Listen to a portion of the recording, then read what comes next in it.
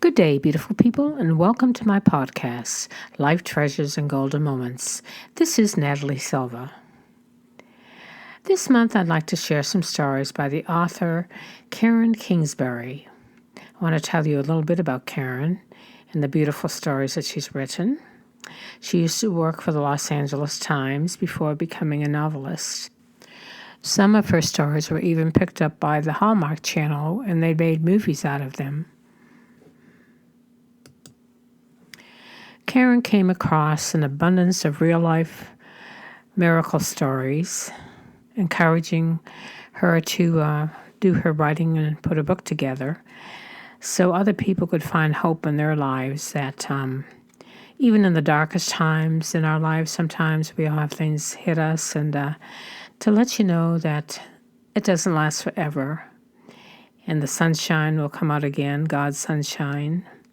And it's just behind the clouds, and all is well again. So I think you'll enjoy these stories today. And one is about an adoption. One is about friendship. And one is about a very special miracle that happened to a family. Miracle of the Heart.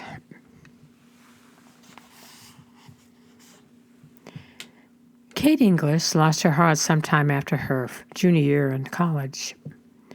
Kurt, the young man she fell in love with, was perfect in every way. He was interested in criminal justice, same as her. He shared his faith and love of the outdoors, and especially because he loved children. "We'll have a whole house full of kids," Kurt would tell her as they strolled the campus hand in hand. Kate felt that God had hand-delivered Kurt to her.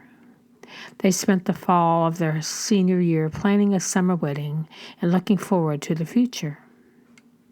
But a few months later, Kate and Kurt were driving across Pennsylvania to see her parents when they were hit head-on by a drunk driver. Kurt broke his leg but survived the accident with no permanent injuries. Not so for Kate. Her face broke the windshield, and she landed on the pavement 10 yards away. She was left with a crushed pelvis, internal injuries, and a jagged scar across her right cheek. The news came soon afterward that because of the damage to her pelvic area, she would never be able to have children. She was still in the hospital when Kurt visited her one afternoon and poured out his feelings. "I don't know how to say this." He looked at his hands. Kate noticed a thin layer of perspiration on his upper lip. Kate winced against the pain in her midsection and sat up straighter. Her heartbeat felt strangely irregular as she studied Kurt's face. "What is it?" A long sigh came from Kurt's lips. "I'm having a..." His eyes lifted and met hers. "I'm having second thoughts about getting married." For several seconds, Kate stared at him with her mouth open. Then the room began to tilt, and she closed her eyes to keep from feeling dizzy. Nothing had changed between them. Why now, 3 weeks after the accident, would Kurt be having doubts? When she opened her eyes, she saw something in his eyes that hadn't been there before. A strange coolness and an unyielding certainty. She massaged her throat and struggled to find her voice. Are you confused? I mean, everything's crazy right now. But we'll get through it, won't we?" There was panic in her voice, a panic she hated. Or maybe it was something we can talk about. A dozen possibilities crossed her mind in that very moment. But not for a minute did Kate expect what came out of Kurt's mouth next. "I want children, Kate." Anguish filled his voice.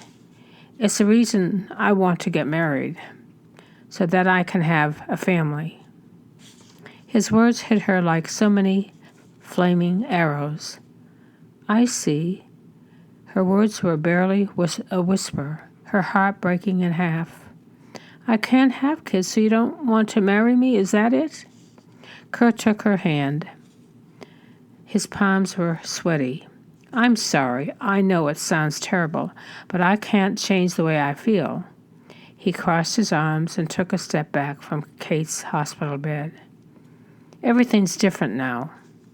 He apologized again and told her goodbye. It was the last time Kate ever saw him. The fallout was devastating. Kate couldn't decide which Kurt had run away from. The fact that she couldn't have children or that her face was disfigured. She spent 2 months in the hospital and then went home to complete her rehabilitation. Every day she fell deeper and deeper into depression that knew no bounds.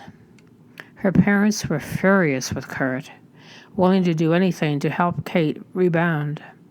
But the news was too devastating. In a period of 8 weeks, she had lost everything that mattered to her. Her fiancé, her good looks, and her ability to have children. Even her faith. "God allowed this," she would tell her mother. "No one will ever want me now." Kurt was wrong in what he did, her mother would insist. "God will have someone else for you one day, you'll see." But Kate's depression grew worse until she had no interest in getting out of bed, even after her injuries were healed. The questions assaulted her constantly. How could Kurt have left her? Was it really that easy to walk away from someone you planned to marry? And what would her life be like now? Her face scarred, her body forever barren. Alone in the darkness each night, Kate had no answers for herself. Finally, her parents insisted on counseling. The sessions ran 3 times a week, and over the course of the year, Kate felt herself changing. What had been a deep and desperate sorrow became a steely determination. She wouldn't roll over and die because a drunk driver had ruined her life. Kurt was gone, and he wasn't coming back. She wouldn't lie in bed dreading the past. Not any longer. The next year, Kate finished college and earned her emergency medical technician certificate at the same time. Gradually, her faith returned, and she found great peace in her relationship with God. No matter if Kurt had left, no matter how many people stared at her face with pity in their eyes, God would be there for her. He hadn't allowed the car accident. Drunk drivers were part of a fallen world. And she couldn't navigate a fallen world without God. At the end of the year, Kate was sure about what she wanted to do with her life, and she sought after it with a passion. If a car accident could change someone's life the way this one had changed hers, then she would become a paramedic. The job turned out to be everything Kate hoped it would be. The combination of prayer and all she learned through training gave her the chance to administer not only emergency assistance, but hope and peace onto the victims that she came across. Only one area of struggle remained in Kate's life. She still had trouble connecting with men. Occasionally, she would stay after work talking with other paramedics or one of the firefighters who worked the same areas as she did, but always she felt them looking at her, not into her. "They don't see who I am on the inside," Kate told her mother. "They see someone with a scar across her face." Kate could only imagine what they would think if they knew the rest of the story, that she couldn't have children, and so she kept walls up all around her heart, never allowing herself more than a brief, shallow conversation with the men in her life. All the while, 2 desires buried in her heart, and over time they became prayers for not 1, but 2 miracles. "Please, God," she would pray when she was alone at night, "please help me learn to love. Bring someone into my life who will accept me the way I am, and please let me care for a child one day. Months became years, and still Kate struggled to let down the walls around her heart.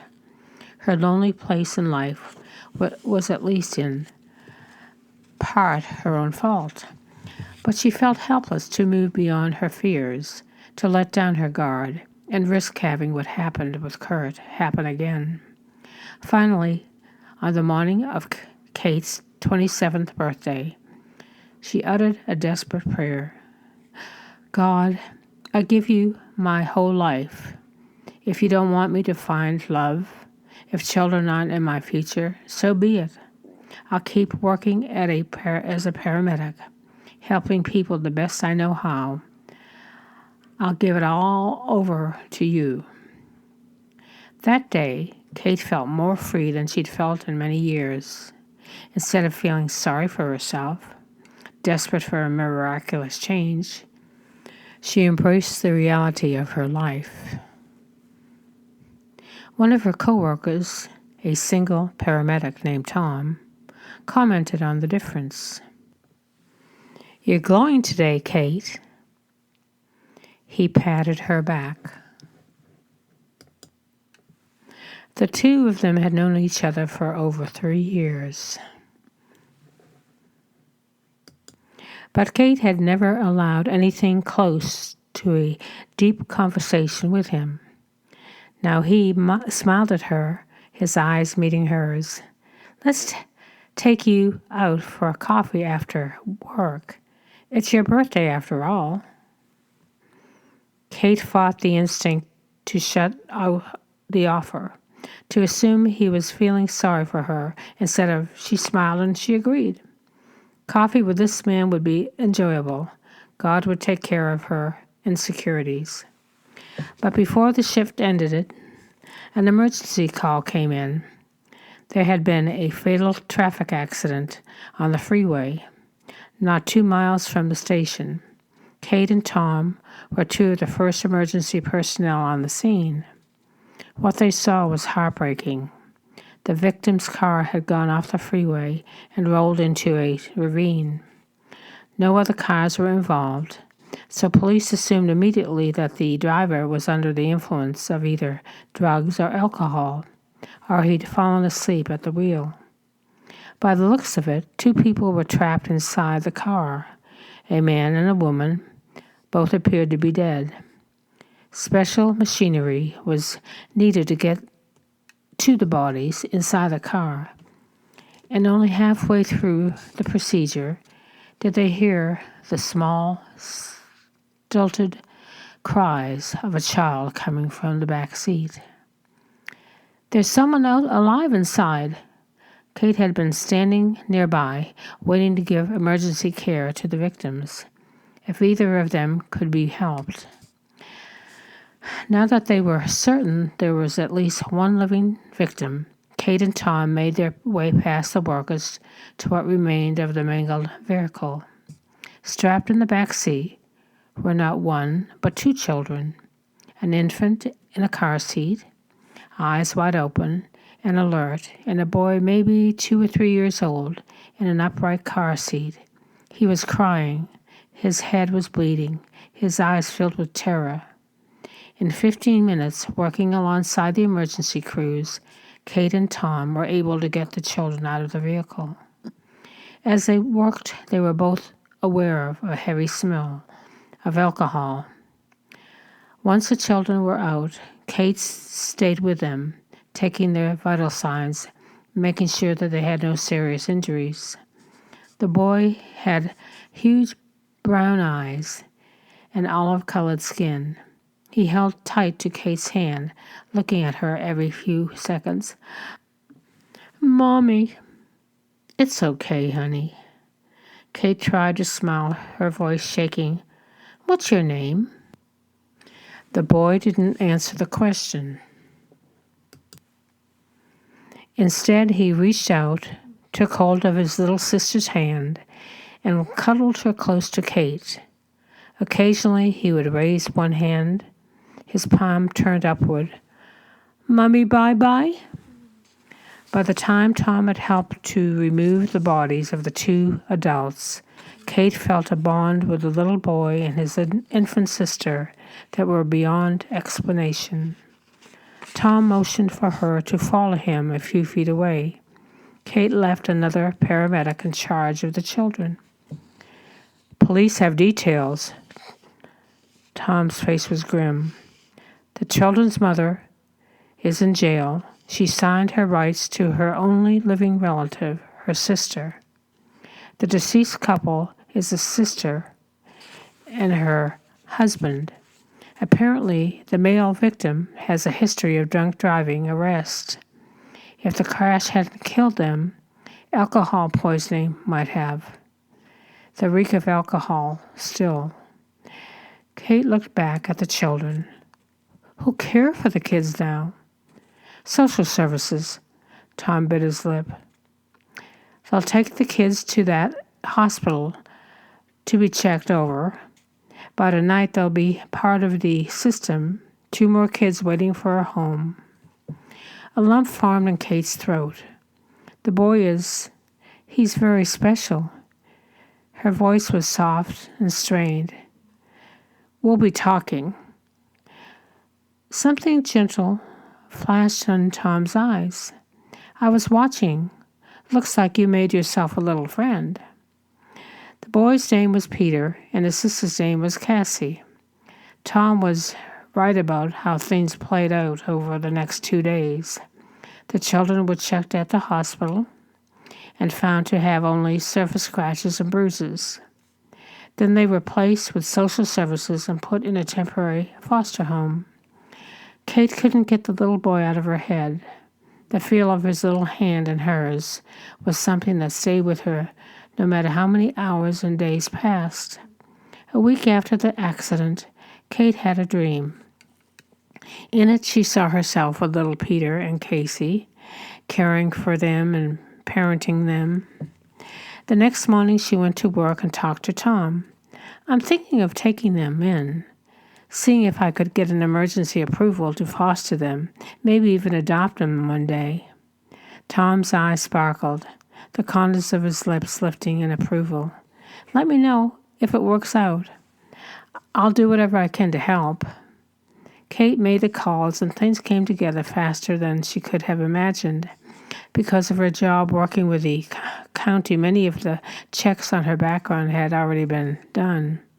4 weeks after the accident, Peter and Cassie were placed in her home as long-term foster kids.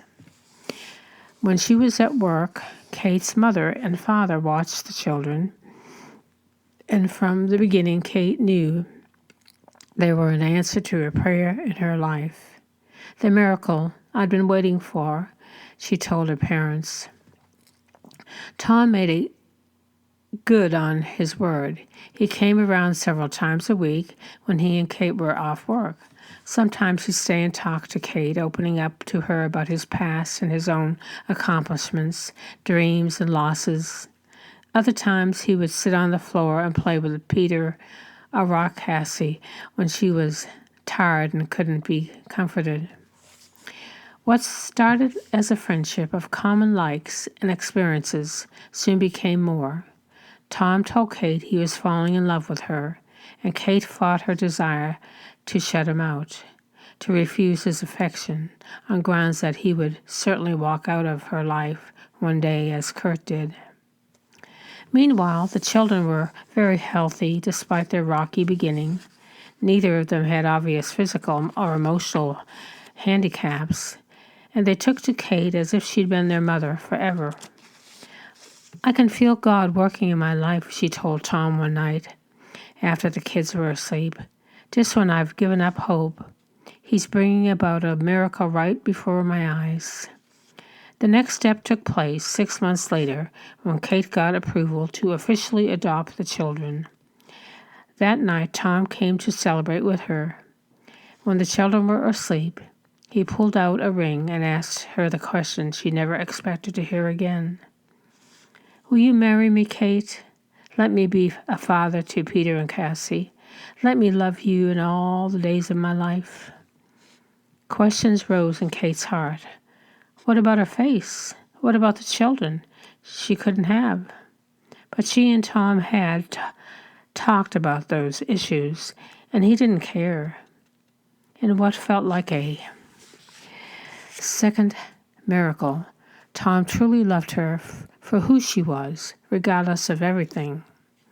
Tears filled her eyes as Kate took the ring and kissed Tom and told him yes. They were married on her 28th birthday, and Kate marveled at the turns her life had taken. One car accident had shut the door on her future, ending her chances at love with Kurt and at being a mother to her own biological children. But the other had brought about not one, but two miracles.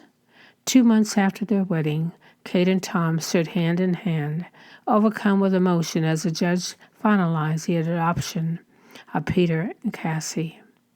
This time, when Peter looked up at her and said, "Mommy," Kate smiled back and took his hand. "I'm here, honey, and I'll always be here." What a beautiful story. I can really relate to all that poor girl went through. God bless her and that beautiful family. The next story is about friendship miracles, and it's titled "In Need of a Friend." Bonner Davis knew the end was near, but he could do nothing to change his situation. He had advancing throat cancer, mounting medical bills, and no way to pay for the experimental treatment that could save his life.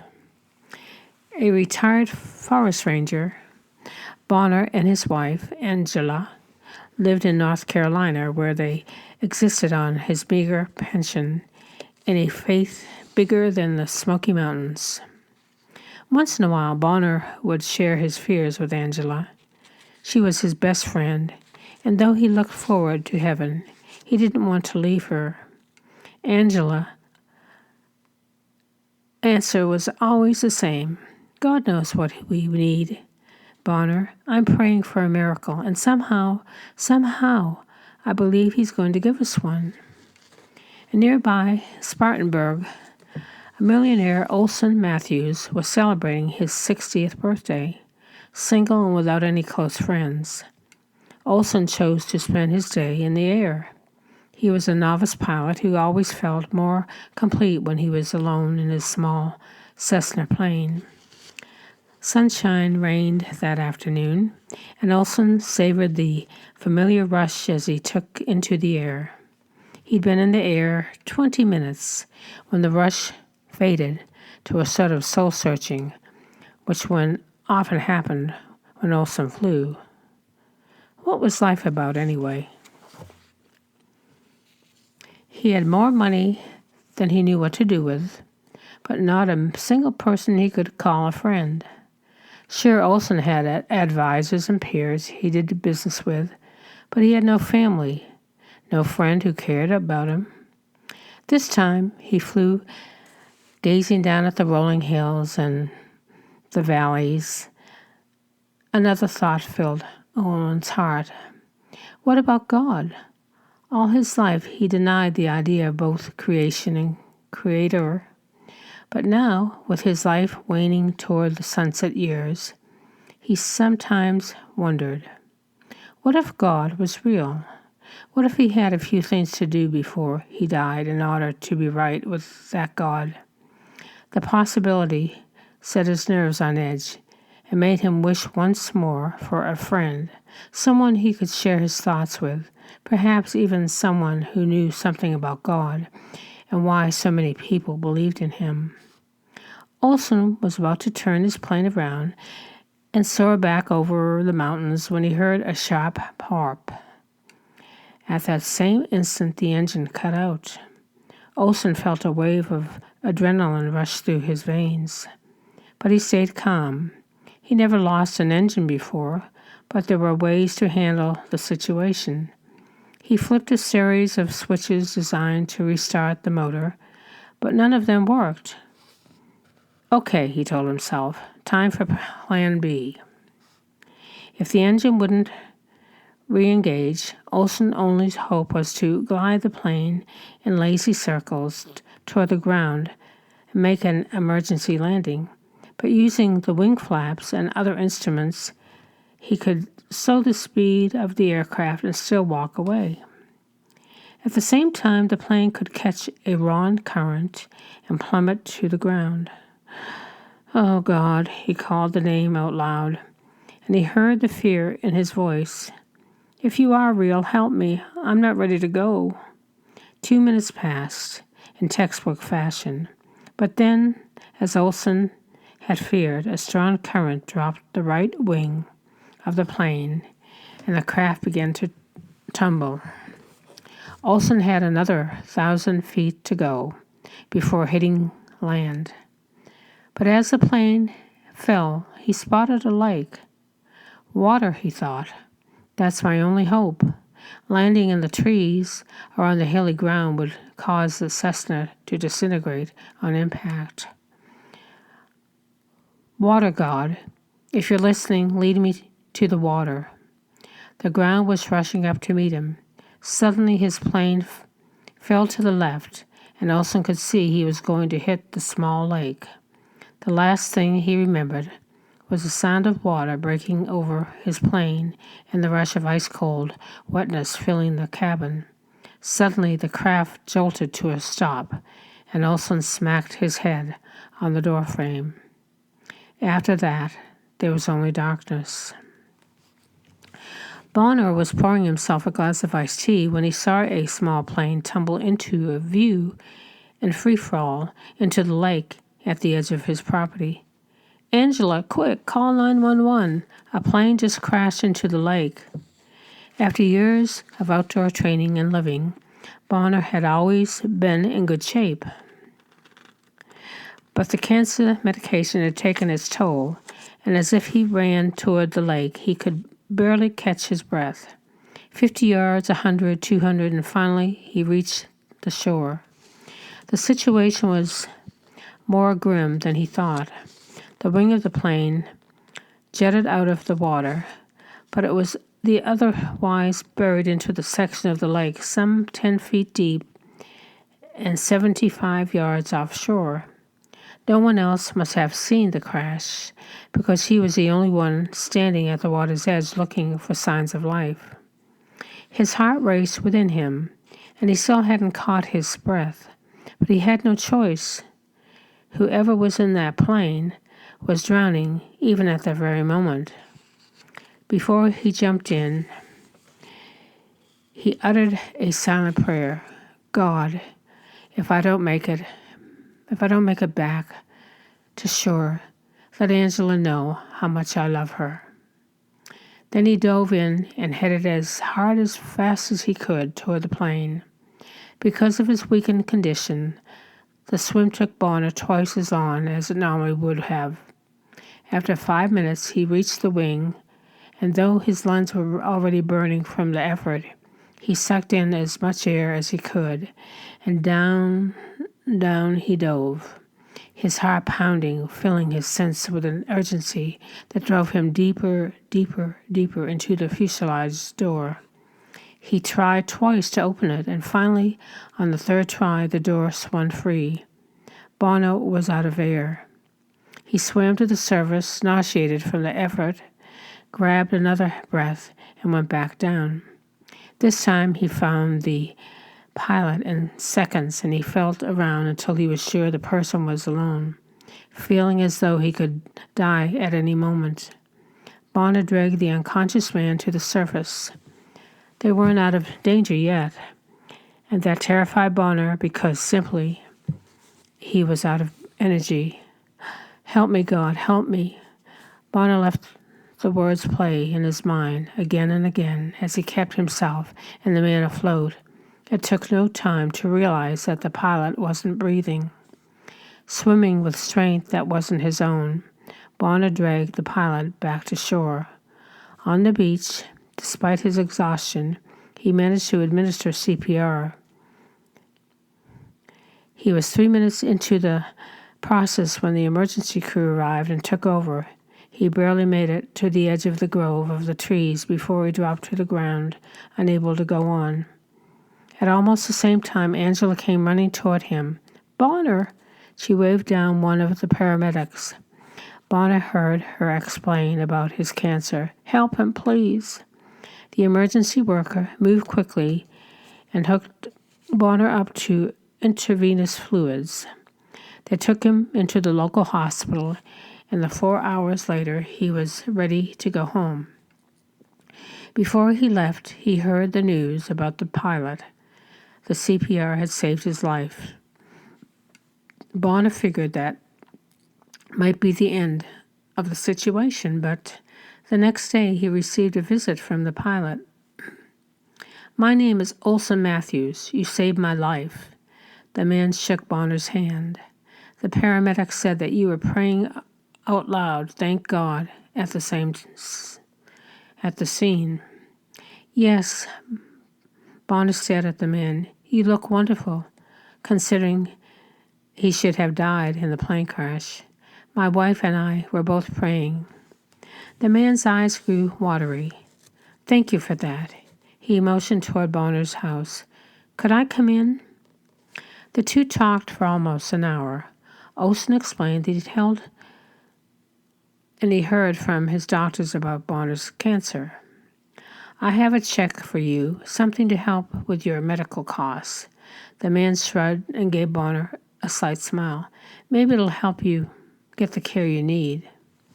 Then Olson asked Bonner about God, and with Angela at his side, Bonner told him about their faith and about living a life right before God. At the end of the conversation, Olson and Bonner prayed. "Could you be my friend, Bonner? Someone I could visit now and then? Someone to talk to about God?" A smile lifted the corners of Bonner's mouth. He squeezed Angela's hand. "Definitely." "Good." Olson stood to leave. "I was asking God about a friend when I crashed, and now he's working everything out." Olson walked to the door, looked over his shoulder, and grinned. "I think he's going to work everything out for you too, Bonner." When the man was gone, Bonner turned to Angela, and he remembered the check. "He gave me something, a thank you gift."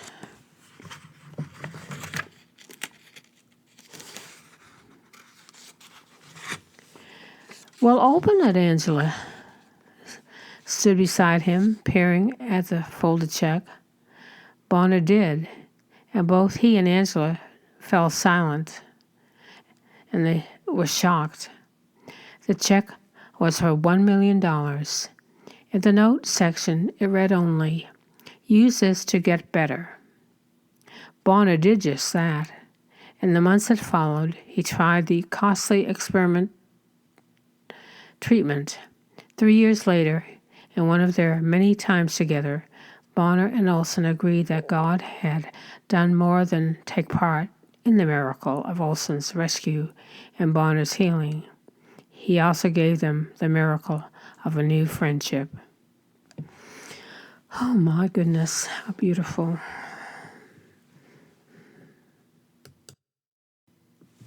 The final story I'd like to share with you today is Miracles of Women, and it's called Letting Go. Carrie Clausen was a woman who clung to the people she loved. Growing up, she and her sister were inseparable, maintaining a bond that was even stronger as they became adults. It was the same way with her husband, close friends, and her aging parents, and it was especially so when it came to her children.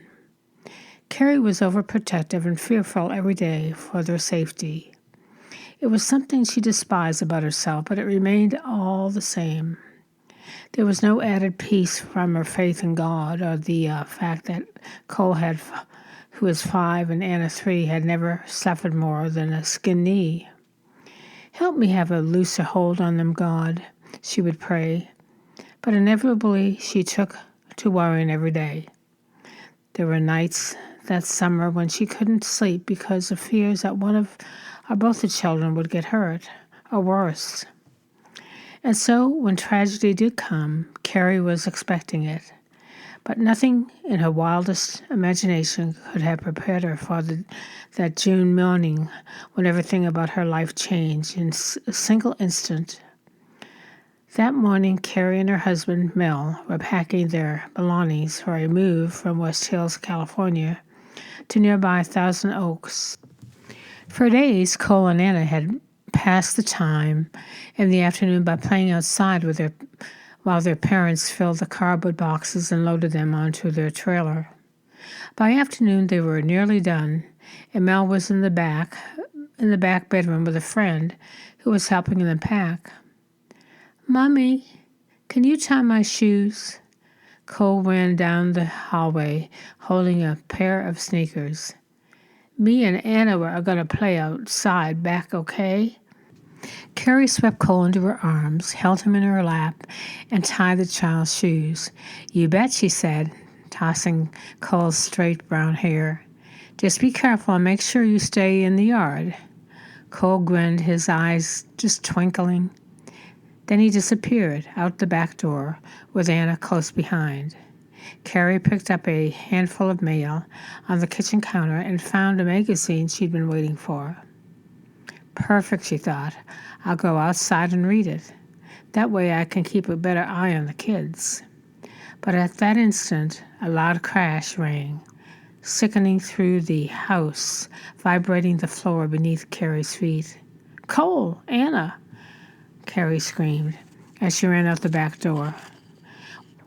What she saw made her heart stand still. The 300-pound steel ramp at the back of the trailer had come down onto the ground. Little Anna stood nearby, frozen in place, her eyes with wide shock. There was no sign of Cole. "Where's Cole?" Carrie shouted at Anna. But the child remained motionless. Carrie ran toward the ramp, and there underneath was Cole's limp body. Blood was oozing from his nose, mouth, and his ears, and the heavy ramp was resting on his head. He showed no sign of life. "Mel!" Carrie screamed. "Help!" Her husband had heard the crash and was at her side almost immediately. Summoning a strength that was beyond their own, they lifted the ramp off Cole's head. Blood began pouring from his sunken skull, and Carrie swept him into her arms. "My God, he's dead!" Carrie was hysterical, her voice a shrill scream. She felt faint, and she passed Cole to Mel. Help him, Mel. What do we do?" Only Cole's tennis shoes weren't covered with blood, and Carrie had a sudden certain feeling that her child was no longer breathing. "Get the car keys. We've got to get him to the hospital," Mel said, as he ran with Cole toward the family car. Carrie forced herself to respond. She grabbed the car keys from the kitchen counter and let Anna with her husband's friend. Then she sprinted towards the car, jumping into the driver's seat in seconds. They were in the nearest highway, racing towards Union Memorial Hospital. "He's gonna die, Mel. I can't drive fast enough." Carrie's hands shook and her heart raced within her. "He's still breathing." Mel's voice was loud and insistent. "He's not going to die. You need to pray, Carrie. You need to pray. Focus on driving and pray." Carrie prayed for several minutes, begging God to spare Cole's life. Then she remembered her favorite hymn, the one she sang whenever she needed to feel God's presence and peace. Quietly, with tears her voice, she began to sing the hymn that had been her favorite since she was a little girl. "Great is thy faithfulness, O God my Father. There is no shadow of turning with thee." The quiet song brought a calm over Carrie's heart and allowed her to breathe more easily. She paused and glanced at her son, motionless in Mel's arms. "How is he?" "Still breathing." Cole had still not moved, and Carrie's thought for sure he would be dead by now. But if he was still breathing, then there was hope. There had to be. She continued to drive as a realization hit her. There was not a thing she could do to help. Nothing she could do to help Cole now. He was completely in God's hands, the same way both her children always had been, even when she'd been consumed by worry. In fact, worrying about them had done not any good at all. For some reason, the truth of that calmed Carrie even further than she had been before. Through tears streamed down her face, she drove as fast as she safely could, praying constantly for God's intervention and believing with all her heart that He was working in Cole's life even at that very instant. "Pray for a miracle, Carrie," Mel said quietly. "He's breathing slower." "I am," Carrie said as she swallowed back a torrent of sobs. "God's in control." Suddenly, a few blocks from the hospital, Cole coughed and began making gurgling sounds. Blood spewed from his mouth as he struggled to breathe. Mel spoke soothingly to him, and the boy opened his eyes. "Daddy, help me." The boy's words were slurred, and his eyes rolled back in his head. "I want no sleep. I want to sleep." "No, don't sleep, Cole. You might never wake up," Carrie thought.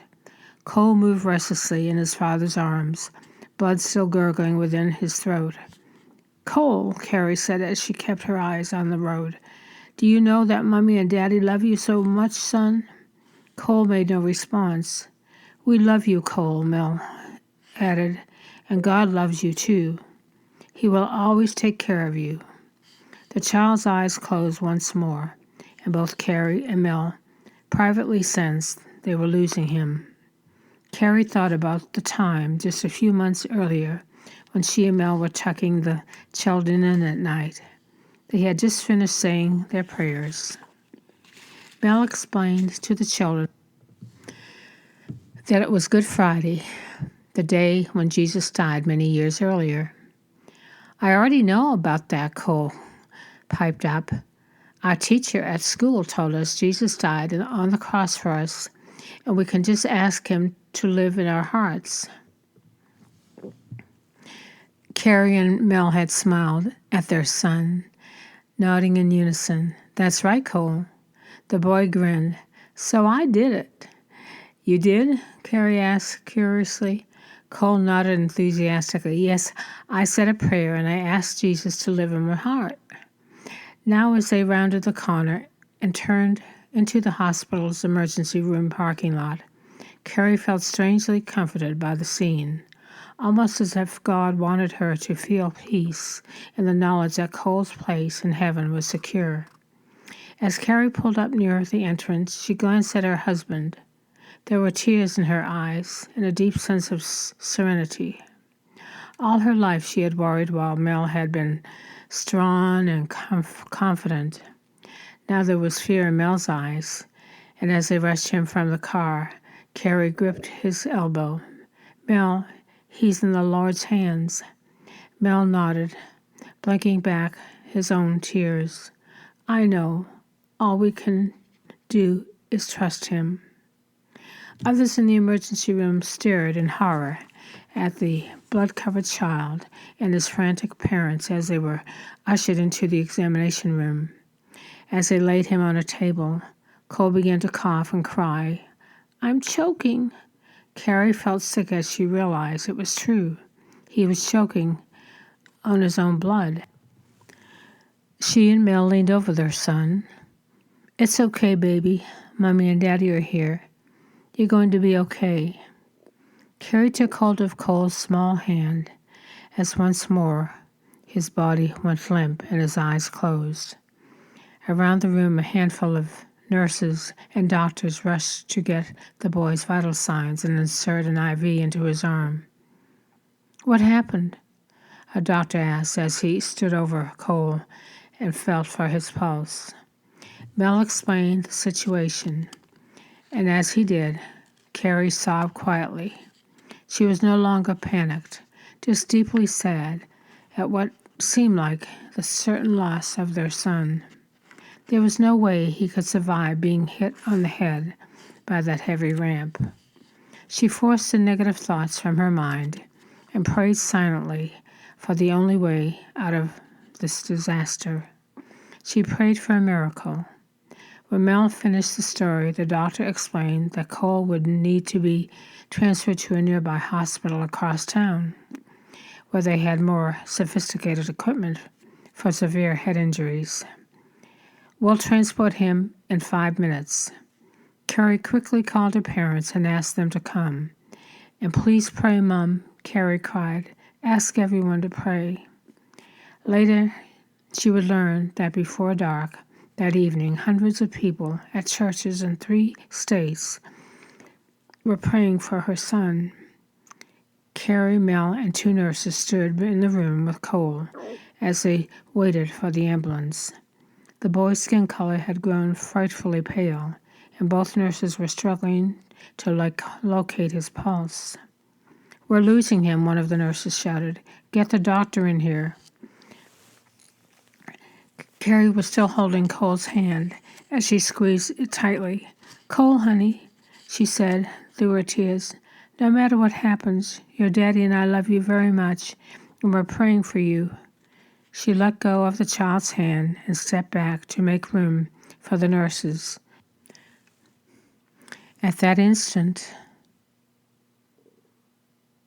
Cole moved.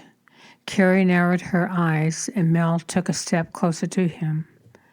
Then suddenly, in a surreal manner, Cole's small shoulders rose so that he was nearly sitting up straight up. His eyes were still closed, and it seemed as if someone were supporting him with invisible hands behind his back. His long black eyelashes fluttered, and his eyes opened, staring blankly. In a weak but clear voice, he said, "Jesus, please take care of me." Then he closed his eyes and sank back onto the hospital bed, still once again. The nurses looked at each other, and then at the Clausens in disbelief. Carrie and Mel stared at their son, stunned by what they had just seen and what had happened. Before anyone in the room could discuss Cole's movements or his simple words, an ambulance attendant rushed in and whisked the boy away. The rest of the evening passed in a blur. Friends and family gathered in the hospital waiting room while doctors performed a CAT scan on Cole's brain. Early tests showed that he had suffered extensive damage. "We'll let you know more information as soon as we have it," one doctor told them. "But I have to be realistic with you. His chances don't look very good at all." 2 hours later, a neurosurgeon found Carrie and Mel in the waiting room and gently explained the x-rays of Cole's head. The trailer ramp had shattered his skull, sending bone fragments into the area of the brain that controls speech and hearing and memory. "We'll need to operate right away," he explained. "There's no telling the extent of his brain damage until we get in and see for ourselves." He warned them that even if Cole survived, he would not be the same boy he had been before. That ramp weighed 300 pounds, and the impact is going to leave permanent brain damage. You need to know how serious this is. Carrie collapsed in Mel's arms and sobbed. She pictured Cole grinning from his bed that night last spring, talking about how he had prayed and asked Jesus to live in his heart. He was a bright, intelligent child who loved to make people laugh. Now she wondered if he would survive the night, and if he did, whether the part of him she knew and loved might be gone forever. As Carrie and Mel grieved for Cole, their friends and family clasped hands and formed a chain of prayer around them. The prayers continued for the next 6 hours while surgeons worked in the delicate damaged portion of Cole's brain. Again, Carrie felt an overwhelming sense of peace and acceptance. Not only was God in control of what happened to Cole, but for the first time since Carrie had become a mother, God was in control of her fear as well. Finally, hours after the surgery began, the doctor appeared and lowered his surgical mask. He motioned for Carrie and Mel to follow him, and then he opened a door. "Come say hello to Cole," he said, his eyes twinkling. Carrie gasped softly and put her hand on her mouth. He's... The doctor smiled. "Come see for yourself." Carrie slipped her hand into Mel's, and together they followed the doctor to Cole's bedside. The child's skin looked like parchment, and his head was surrounded in bandages. Carrie reached her fingers toward him, and as she did, a tiny burp escaped from the boy's mouth. "Excuse me," he whispered. Carrie felt a surge of elation. Cole could speak, and more than that, he still had his manners. They had not lost Cole after all. She gripped Mel's hands in her own, happy tears clouding her vision. Hours later, Cole was taken to the neurointensive care unit, where he improved with each passing minute. "Could I have my toothbrush, please?" he asked a nurse. She stared at Cole, then at his chart, and finally at Mel and Carrie seated nearby. "The doctors don't know what to think about this boy," she said. Despite obvious signs of success, doctors continued to warn the Clausens that Cole could take a turn for the worse at any moment. Bleeding, blood clots, seizures, all were a distant possibility because of the severity of his head injury. Worst of all, Cole carried a significant risk of developing a brain infection. He would have to undergo a series of painful intravenous antibiotics with treatments to counteract the risk of what could be a fatal complication. The medicine will be very powerful and will be administered directly into Cole's bloodstream, the doctor warned Carrie and Mel that night.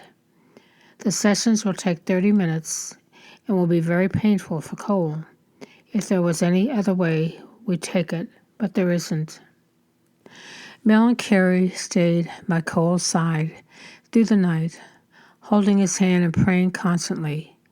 He looked so lost among the bandages and tubing that they began to wonder whether he would really survive. As morning drew near, Cole moaned from nausea, and suddenly the room was filled with nurses. Carrie tightened her grip on Cole's hand. "Mommy, pray with me," he said in his voice weak. In that instant, Carrie felt her heart soar. If Cole could see clearly enough that the solution was prayer, then she had no doubts he would survive. She took Cole's hand in hers and prayed as she never had prayed before. She prayed with confidence that through the next 3 days, whenever Cole was awake, he asked just one thing, of whichever parent was with him. "Pray for me, Mommy," he'd say. "Oh, please, Daddy, come pray with me." The next day, Cole was moved from the intensive care unit to the pediatric wing, and Carrie was approached by a therapist who had never met Cole.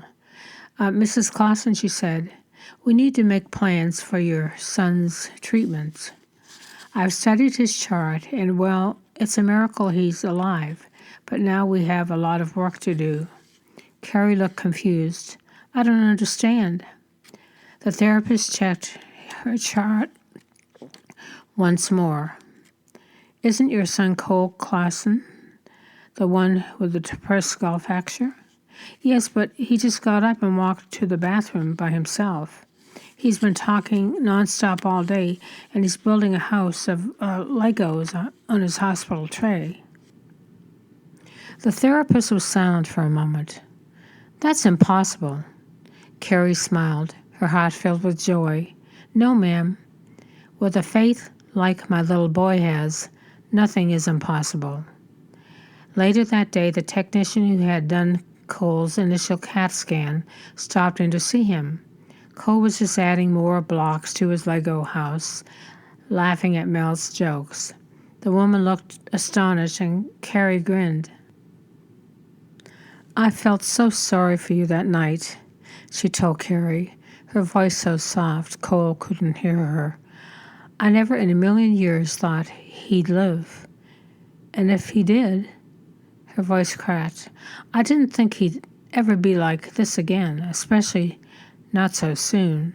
I've never seen anything like it."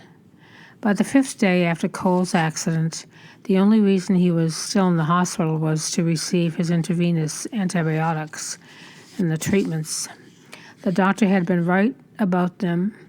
They were harrowing, and the Clausens had to endure Cole's pain along with him twice each day. The strong medication burned through Cole's body for the entire 30-minute treatment. Typically, the nurse would come in with the medication, and Carrie would climb into bed beside her son, holding him close and steadying him as if so he couldn't jerk when the needle was put in his arm. Sometimes the boy would be sleeping when the treatment started, but the moment the medication entered his bloodstream, he would wake up, his eyes wide with pain and fear. Then Cole would wail aloud, begging for Carrie to pray, and Carrie would pray as hard as she knew how. The sessions were so gut-wrenching, Mel could not stand being in the room and hearing Cole's screams. The ordeal was exhausting, and one night, as the treatment time drew near, Carrie felt physically unable to watch Cole suffer through another minute of that torturous procedure. Still, she knew that Cole was counting on her to pray for him. She stood up and walked close to Cole's bed. He was fast asleep, but she pictured him awake in just a few minutes, screaming in pain. "Help us, God." She sighed aloud and slowly knelt beside her son's bed.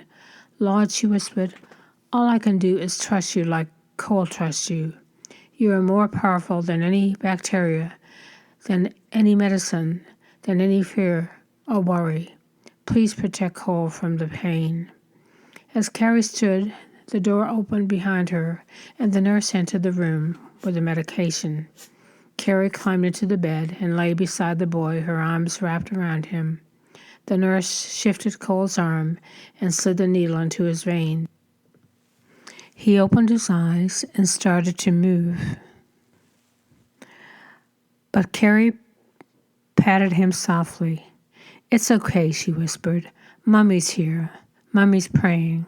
The corners of Cole's mouth turned up, and then he closed his eyes again. Additional nurses had entered the room, ready to help hold Cole down once the burning and crying started. The room was quiet and dark and hushed as everyone waited. Drip by drip, the medication entered Cole's veins. 10 minutes passed, then 20, but Cole remained peacefully asleep. The nurses exchanged curious glances and waited.